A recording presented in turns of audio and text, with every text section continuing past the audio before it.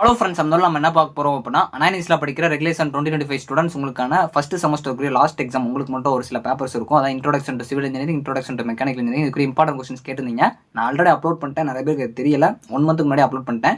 ஃபுல்லாக பார்க்கணும்னு நினச்சிங்கன்னா அதை போய் பாருங்கள். அதில் நான் எந்த மாதிரி இதெல்லாம் படிக்கணும்னு சொல்லியிருப்பேன். இதெல்லாம் நம்ம லாஸ்ட்டாக பார்க்கலாம். ஸோ அங்கே இருக்குல்ல போகலாம். ஓகே ஃப்ரெண்ட்ஸ், ஃபர்ஸ்ட் எடுத்து பார்த்தீங்க அப்படின்னா, அனானிஸ்ல படிக்கிற ரெகுலேஷன் 2025 ஸ்டூடெண்ட்ஸ் உங்களுக்கான ஃபர்ஸ்ட் செமஸ்டருக்குள்ள லாஸ்ட் எக்ஸாம். அதாவது நிறைய டிபார்ட்மெண்ட்ஸ்க்கு எக்ஸாம் முடிஞ்சதால உங்களுக்கு இந்த பேப்பர் இருக்கும். CE 25C01 introduction to civil engineering first பார்க்கலாம். அதுக்கப்புறம் வந்து ME 25C03 introduction to mechanical engineering next பார்ப்போம். ஸோ இந்த வீடியோல உங்களுக்கு நான் சொல்கிறேன். ஸோ ஃபுல் வீடியோ பார்க்க நினைச்சீங்கன்னா நான் கீழே கமெண்ட்ல கூட பின் பண்ணிக்கிறேன். அதை போய் பாருங்க. அதில் நான் எந்த மாதிரி படிக்கணும், எதை படிக்கணும் அப்படின்னு சொல்லியிருப்பேன். ஸோ ஃபர்ஸ்ட் யூனிட் பொறுத்த வரைக்கும் இன்ட்ரோடக்ஷன் டு சிவில் இன்ஜினியரிங்ல ஸோ உங்களுக்கு டைப்ஸ் ஆஃப் ப்ராஜெக்ட்ஸ் ரொம்ப முக்கியமான ஒன்று. அதே மாதிரி சப் டிசிப்ளின்ஸ் சிவில் இன்ஜினியரிங் ரொம்ப முக்கியமான ஒன்று. ப்ராஜெக்ட் ஸ்பெசிஃபிகேஷன் கொஞ்சம் பார்த்துக்கணும். இந்த ப்ராஜெக்ட் கான்செப்ட் ரொம்ப முக்கியமான ஒன்று. அதே மாதிரி உங்களுக்கு பார்ட் பி பொறுத்த வரைக்கும் role of civil engineering society ரொம்ப முக்கியமான ஒன்று. ஸ்பெசிஃபிகேஷன் ஸ்கோப் ஆஃப் ப்ராஜெக்ட்ஸ் ரொம்ப முக்கியமான ஒன்று. இந்த ப்ராஜெக்ட்ஸ் ரொம்ப முக்கியம். அடுத்த செகண்ட் யூனிட் பொறுத்த வரைக்கும் சீஸ்மாலஜி, டிரான்ஸ்போர்ட்டேஷன், அதே மாதிரி வாட்டர் ரிசோர்ஸ் எனர்ஜி இன்ஜினியரிங் ரொம்ப முக்கியமான ஒன்று. சர்வேயிங் நல்லா பார்த்துக்கணும். கண்ட்ரோல் பார்த்துக்கணும். EIA ரொம்ப முக்கியமான ஒன்று.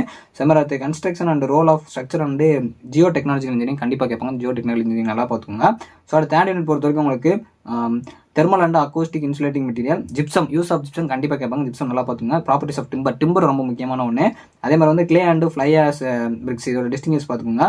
சிமெண்ட், ஸ்டோன் எல்லாத்தையும் நல்லா பார்த்துக்கோங்க. பார்ட் பி பொறுத்தவரைக்கும் வாட்டர் ப்ரூஃபிங் மெட்டீரியல் அதோட டைப்ஸ் அப்ளிகேஷன்ஸ் பார்த்து வச்சுக்கோங்க. காம்போனன்ட்ஸ் ஆஃப் ஃப்ரீ ஃபேப்ரிகேட்டிங் பில்டிங் இதுவும் நல்லா பார்த்துக்கோங்க. ஸோ உங்களுக்கு அடுத்து வந்து லிண்டல் அண்ட் இட்ஸ் ஃபங்க்ஷன் ரொம்ப முக்கியம். அதே மாதிரி ஷாலோ ஃபவுண்டேஷன் ரொம்ப முக்கியமான ஒன்று. FSI ரொம்ப முக்கியமான ஒன்று. Carpet area very important. NBC நல்லா பார்த்துக்கோங்க. Types of foundation use for building structure. அதாவது இந்த ஃபவுண்டேஷன் கான்செப்ட் ரொம்ப முக்கியம். பிகாஷன் பொறுத்தவரை construction of machinery using stone and bricks ரொம்ப முக்கியமான ஒன்று. அதோட டயக்ராம் பார்த்துக்கோங்க. டைப்ஸ் ஆஃப் ஃபவுண்டேஷன் ரொம்ப முக்கியமான ஒன்று. ஸோ அதுக்கப்புறம் உங்களுக்கு கிரீன் பில்டிங் ரொம்ப முக்கியம். அந்த யூனிட்ஸ்லேருந்து கண்டிப்பாக கிரீன் பில்டிங் கேட்பாங்க. டைப்ஸ் ஆஃப் பிரிட்ஜஸும் ரொம்ப முக்கியம். பிரிட்ஜஸ், டேம், பில்டிங்ஸ்லாம் நல்லா பார்த்துக்கோங்க. கிராவிட்டி அண்ட் ஆர்ச் டேம் நல்லா பார்த்துக்கோங்க. சஸ்பென்ஷன் பிரிட்ஜும் நல்லா பார்த்துக்கோங்க. பிகாஷன் பொறுத்தவரை types of dam, green buildings கண்டிப்பாக அந்த கிரீன் பில்டிங்ஸ் இருக்கும். ஸோ ஹைவேஸ் அண்ட் ரயில்வேஸ் அதோட அட்வான்டேஜ் டிஸ்அட்வான்டேஜஸ் பார்த்துக்கோங்க. இதுவும் ரொம்ப முக்கியமான ஒரு கொஸ்டின்.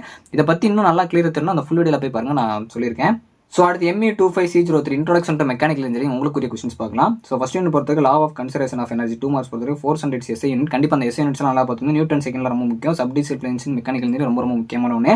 சப்போஸ் எனக்கு எதெல்லாம் படிக்கணும் அப்படின்னு தெரியல அப்படின்னு உங்களோட ஃபர்ஸ்ட் யூனிட் பொறுத்த வரைக்கும் ஸோ நான் உங்களுக்கு ஆர்டர் வந்து அதாவது formulas, SI unit, simple, dimensions கொடுத்துருங்க.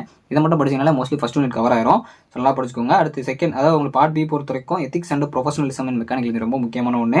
எவாலுவேஷன் ஆஃப் மெக்கானிக்கல் கொஞ்சம் பார்த்து வச்சுக்கோங்க.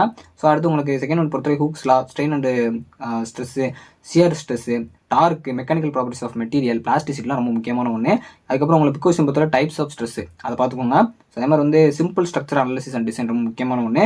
ஸோ அதுக்கப்புறம் வந்து எனர்ஜி டிரான்ஸ்ஃபர்மேஷன் அதில் வந்து உங்களுக்கு system and its types, HVAC, enthalpy ரொம்ப முக்கியம். விண்டோ ஏர் கண்டிஷனர் ரொம்ப முக்கியமான ஒன்று. அதே மாதிரி ரெஃப்ரிஜரேஷன் கண்ட்ரோல் வந்து கண்டிப்பாக ஒரு கான்செப்ட் வரும். IC இன்ஜின் ரொம்ப முக்கியமான ஒன்று. கன்வெக்ஷன், கண்டக்ஷன் ரொம்ப முக்கியமான ஒன்று. நியூட்டன் அதாவது ஃபர்ஸ்ட் லா ஆஃப் தெர்மோடைனமிக்ஸ் ரொம்ப முக்கியம். நல்லா பார்த்துக்கோங்க. ஸோ அடுத்து உங்களுக்கு பார்ட் பி பொறுத்த வரைக்கும் vapour compression of refrigeration system கண்டிப்பாக அந்த ரெஃப்ரிஜரேஷன் கான்செப்ட் வந்து ஒரு கொஸ்டின் வரும். அடுத்து மோட்ஸ் ஆஃப் எனர்ஜி ட்ரான்ஸ்ஃபர் நல்லா பார்த்துக்கோங்க. ஸோ அடுத்து வந்து gear ratio, coupling, shaft and its types, bearing and its types, law of gearing ரொம்ப முக்கியமான ஒன்று. பிகாஷன் பொறுத்த வரைக்கும் safety and quality control in mechanical ரொம்ப முக்கியமான ஒன்று. Different types of gear and its application ரொம்ப முக்கியமான ஒன்று. ஸோ ஃபைனல் பொறுத்த வரைக்கும் ஃபைனல் யூனிட்டாக உங்களுக்கு casting, CNC, joining process, additive manufacturing ரொம்ப முக்கியமான பிகாஷன் கூட கேட்கலாம். ஸோ உங்களுக்கு பிகாஷன் பொறுத்த smart manufacturing, machining and joining ப்ராசஸ்லாம் கொஞ்சம் நல்லா பார்த்து வச்சுக்கோங்க. ஸோ வரலாம் இந்த ஃபுல் வீடியோ லிங்க் வந்து நான் கீழே கொடுத்துருக்கேன். ஏன்னா அதை நீங்கள் பார்த்தீங்கன்னா தான் உங்களுக்கு எந்த மாதிரிலாம் இருக்கும். ஏன்னா உங்களுக்கு தனித்தனியாக அதில் கொடுத்துருப்பேன். இது ஓவராலாக சொல்லியிருக்கேன். ஸோ கண்டிப்பாக இந்த வீடியோ யூஸ்ஃபுல்லாக இருக்கும் நினைக்கிறேன். தேங்க்ஸ் ஃபார் வாட்சிங்.